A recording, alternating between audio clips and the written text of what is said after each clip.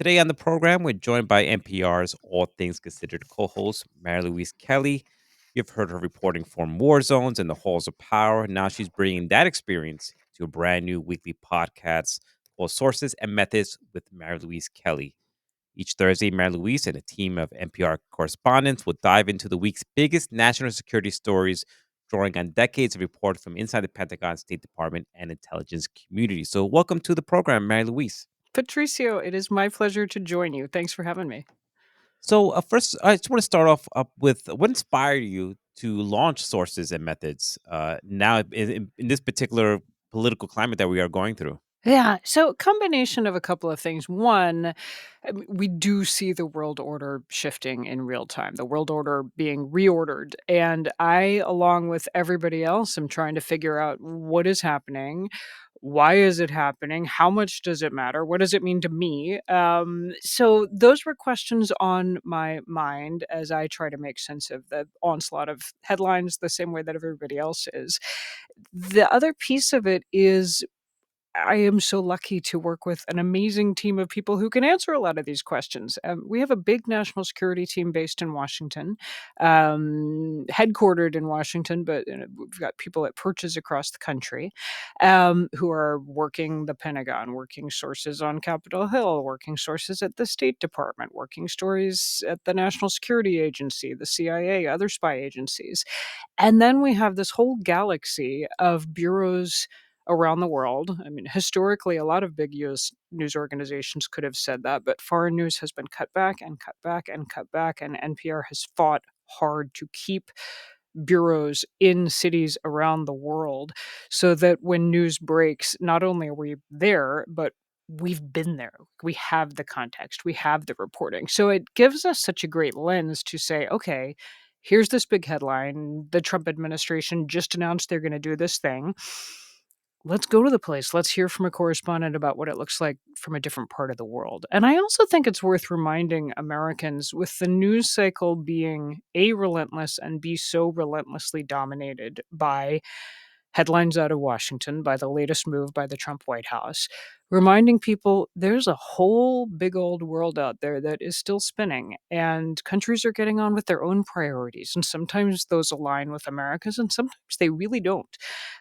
So letting people hear from reporters, so not analysts, not it's not me sitting in a studio just reading you, here's what I saw online today. It's reporters who've been out and they dash back to tell me, here's what I just saw this morning. Here's what I had to go through to get to the hospital not far from the front lines in Ukraine where war is raging. And here's the brain surgeon I just interviewed who's doing, all kinds of pioneering surgery on the injuries coming in there. And here's why that matters. And here's a human story that you may be able to relate to. And here are the questions that I don't know the answers to yet. That just felt like such a fun, interesting, and important opportunity to give our reporters a podcast platform to park a lot of the details and tidbits and tips that they're collecting in their reporters' notebooks that maybe don't make it into a daily deadline story on Morning Edition or All Things Considered.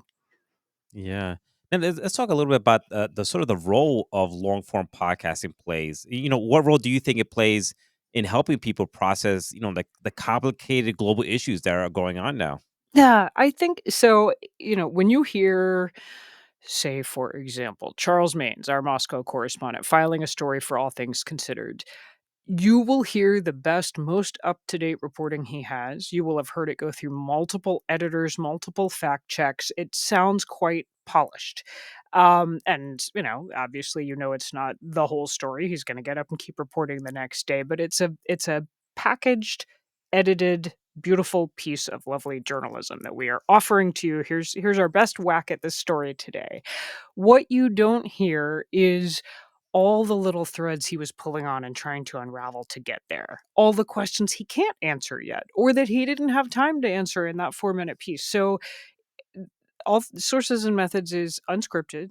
It is me talking to most weeks. It's going to be me with two correspondents, often one who is in Washington and one who's out in the world. Or some days it may be one who's covering the White House and one who is covering the Pentagon. And let's compare. Are they hearing the same thing? Do they have sources that are that are coming at things from a different approach.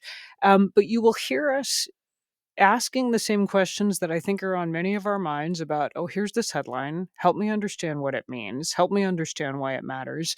And bringing actual reporting, not just analysis, not just our opinions about things. We try to keep those out of it, but the real questions that are on our minds, including ones that we may not know the answers to, but we'll share a little bit of how we are trying to get those answers, who we are going to, what they are telling us, what are the little tidbits and crumbs that we're collecting along the way. And I think there's a humanity to that, to us admitting, hey, we don't know everything either. We're trying to figure it out. And here's a couple of the smartest, best reporters on this beat sharing with you what they know.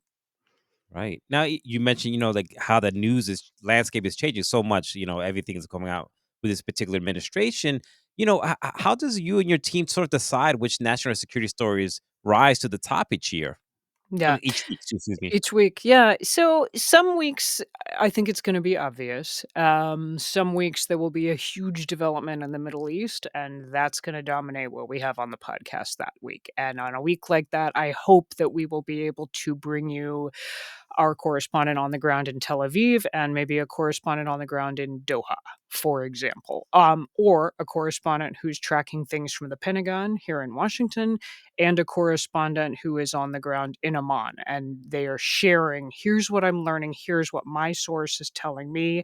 How does that square with what you're hearing? There are other weeks where we know that there's a big event coming up and we're already kind of homing in on that. So I know that next week President Trump will be overseas. He's headed to Britain for his second state visit to the UK, and I'll be there reporting with a team, and we're going to be doing the podcast from there. We'll have a White House correspondent who's traveling with the president. Our London correspondent will be at Windsor Castle, where President Trump is going to sit down with King Charles, and we'll see where we end up with that. There are other weeks where it may be a big enterprise story that somebody on our team has dug up something that nobody else knew about because it's enterprise investigative reporting, and we'll share that story in the same way that you might hear it on All Things Considered or Morning Edition, but also give you a real taste of, well, how'd they get tipped off to that? How many people didn't take their call before we got the call returned? What hoops did they have to jump through to try to bring you this story? And share a little bit of, what they're scribbling on their reporters' notebooks pages along the way. Yes. Now, Mary Louise, before we go, just looking ahead, you mentioned some already, but are there any particular guests or topics that you're especially excited or eager to cover and explore in this podcast? Well, I like the idea of getting to do slightly longer interviews than we will be able to share on a daily deadline news program like All Things Considered, which I host most days. I've been tickled to see how many people are already uh, listening to the podcast, reacting to the podcast, and calling in and saying, "Hey, can I come be on the podcast?" And that would include a former CIA station chief from Moscow, former head of Mossad, the Israeli spy agency. We're hoping to bring you an interview with a U.S. senator who's on the Armed Services Committee this week, talking about changes to the intelligence community and U.S. national security. And so we will air a version of that interview on All Things Considered, but let you hear a longer, more free flowing interview where you'll hear all the follow ups and kind of digressions down rabbit holes, and see where we go with that and share longer versions on the podcast. So that is exciting to be able to do that, to bring voices who want to be in this space because they know other people in the national security world are listening. Mm, absolutely. Well, we were talking to NPR's All Things Considered co-host Mary Louise Kelly about her newest podcast, brand new weekly podcast, Sources and Methods with Mary Louise Kelly. Mary Louise, thank you so much for talking to me. I do really appreciate it. Patricio, it was my pleasure. Thank you.